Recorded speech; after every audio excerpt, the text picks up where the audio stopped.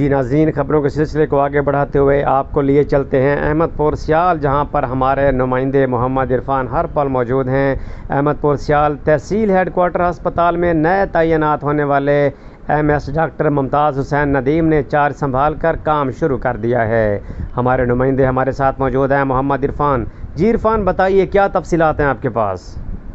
احمد پور سیال M S doctor Hafeez اللہ خان خالد کا تحصیل head quarter hospital Ahmad پور سیال سے تبادلہ کر دیا گیا ہے اور تحصیل ہیڈ کوارٹر ہاسپٹل احمد پور سیال میں ایم ایس کا عارضی چارج ڈاکٹر ممتاز حسین ندیم کو دے دیا گیا ہے، جن کی آمد پر ان کو تحصیل ہیڈ کوارٹر ہاسپٹل احمد پور سیال کے اسٹاف کی طرف سے پھولوں کی پتیاں نشاور کر کے خوبصورت انداز میں ویلکم کیا گیا۔